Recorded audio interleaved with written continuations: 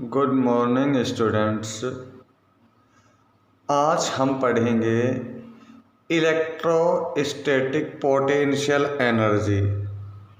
Electrostatic potential energy of A system of more than 2 point charge. Last topic क्या था बेटा आपका?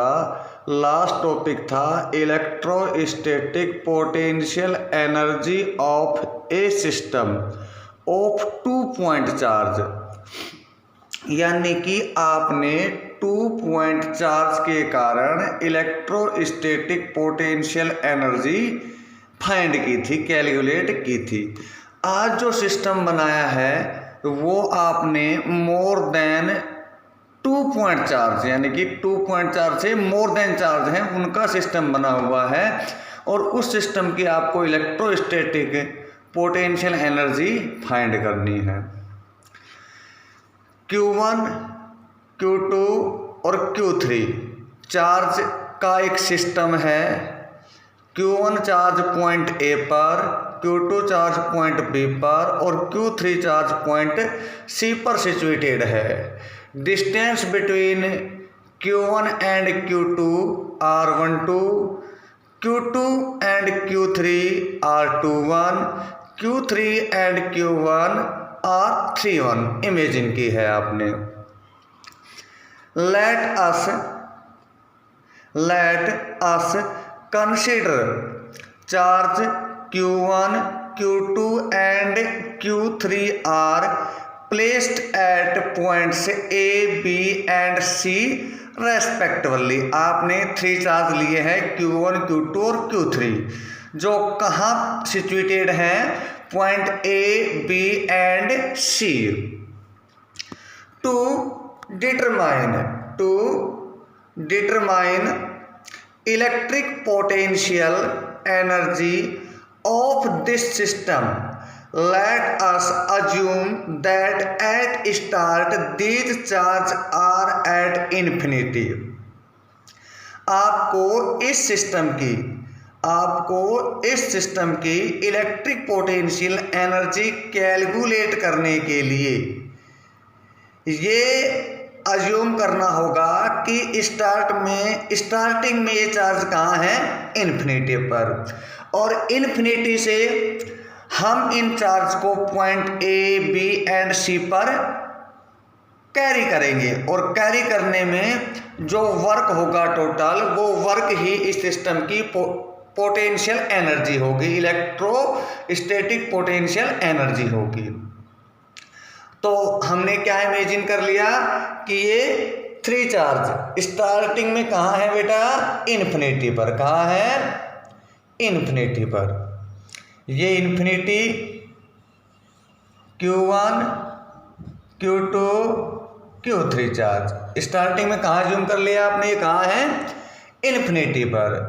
अब इन्फिनिटी से बेटा आप इनको पॉइंट A, B, C पर लेकर आएंगे, कैरी करेंगे, और कैरी करने में जो वर्क होगा वो वर्क ही क्या होगा? Electric potential energy. ठीक है?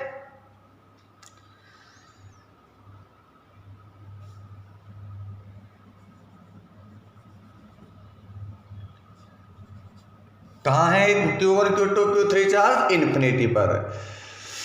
तो अब स्टार्टिंग में हम सबसे पहले Q1 चार्ज को इन्फिनिटी से पॉइंट A पर कैरी करते हैं, और कैरी करने में जो वर्क है वो फाइंड करते हैं। To determine electric potential energy of this system let us assume that at start this charge are at infinity.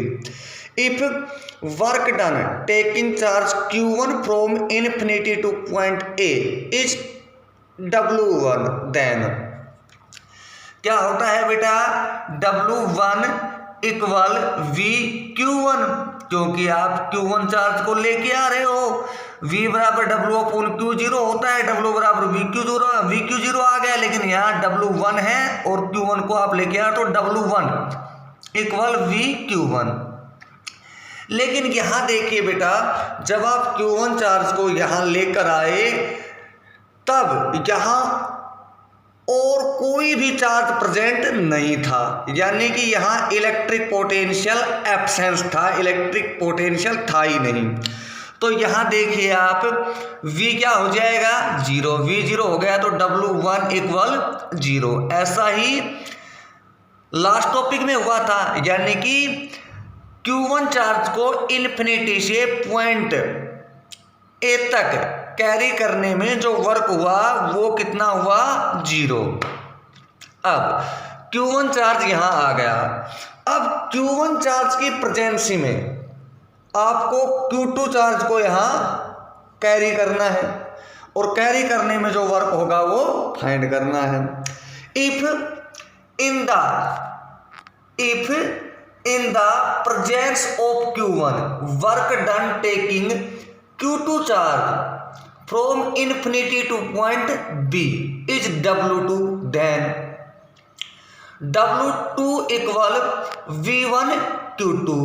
अब यहां मैंने V1 क्यों माना, V1 इसलिए माना मैंने कि इसके कारण Q1 चार्ज यहां आ चुका, Q1 चार्ज की Q1 चार्ज की प्रेजेंसी में आप Q2 चार्ज को लेके आ रहे हो, तो Q1 चार्ज के कारण यहां इलेक्ट्रिक पोटेंशियल होगा, पॉइंट B पर इलेक्ट्रिक पोटेंशियल होगा, किसके कारण, ड्यू टू Q1। तो W2 इक्वल क्या आ गया, V1 Q2, equation second. V1 क्या है, electric potential at point B due to charge Q1। तो हम V1 फाइंड करेंगे पहले। If electric potential at point B due to charge Q1 is V1, then आपको पता है पॉइंट चार्ज के कारण इलेक्ट्रिक पोटेंशियल क्या होता है, V equal KQ upon R। यहां V1 equal KQ1 upon R12, equation third. Equation second और थर्ड से, इक्वेशन सेकंड में आप इक्वेशन थर्ड से V1 की वैल्यू पुट अप कर देंगे, W2 equal KQ1 Q2 upon R12, equation fourth. Clear. अब आप Q1 और Q2 चार्ज को इन्फिनिटी से पॉइंट A और B पर कैरी कर लिया आपने, लेकर आ गए। अब Q3 को और लेना है, Q3 को और लेकर आना है। अब आप Q1 और Q2 चार्ज की प्रेजेंसी में Q3 चार्ज को इन्फिनिटी से पॉइंट C तक लेकर आएंगे और लाने में जो वर्क होगा वो वर्क आप फाइंड करेंगे। Now if in the presence of Q1 and Q2 work done taking charge Q3 from infinity to point C is W3, then W3 equal V2 plus V3 Q3। ऐसा क्यों हुआ बेटा, अब दो चार्ज आ गए यहाँ पे, Q1 भी आ गया और Q2 भी आ गया। अब Q1 के कारण भी यहाँ इलेक्ट्रिक पोटेंशियल होगा, Q2 के कारण भी यहाँ इलेक्ट्रिक पोटेंशियल होगा। तो Q1 के कारण जो इलेक्ट्रिक पोटेंशियल था वो मैंने मान लिया यहाँ V2 है, और Q2 के कारण यहाँ इलेक्ट्रिक पोटेंशियल जो था वो मान लिया मैंने V3 है, क्योंकि V1 हमने पहले मान रखा है, V भी पहले मान रखा है। तो W3 equal V2 plus V3 Q3, equation fifth. If electric potential at point C due to charge Q1 is V2, if electric potential at point C due to charge Q1 is V2, then V2 equal KQ1 upon R31, equation 6। Similarly इसी प्रकार आप V3 भी find कर सकते हैं। If electric potential at point C due to charge Q3 is V3, then V3 equal KQ2 R23, equation 7। आपने V2 भी calculate कर लिया, V3 भी कैलकुलेट कर लिया, इक्वेशन फिफ्थ में रख दो V2 और V3 की value. W3 equal KQ3 R31, ये V2 की वैल्यू थी, प्लस KQ2 R23, ये V3 की वैल्यू थी। Q3 K को अंदर मल्टीप्लाई कर दो, W3 बराबर KQ1 Q3 upon R31, plus के Q2 अपॉन R23 इक्वेशन 7। अब आप Q1 Q2 Q चार्ज को इन्फिनिटी से पॉइंट ए बी और सी पर लेकर आ गए और Q1 चार्ज को कैरी करने में जो वर्क डन हुआ वो, Q2 चार्ज को कैरी करने में जो वर्क डन हुआ वो, और Q3 चार्ज को कैरी करने में जो वर्क डन हुआ वो आपने कैलकुलेट कर लिया। अब आपको तो टोटल वर्क ज्ञात करना है, टोटल वर्क कैलकुलेट करना है। If total work done in taking charge Q1 Q2 and Q3 from infinity to point A B and C is W, then W equal W1 plus W2 plus W3 equation 8।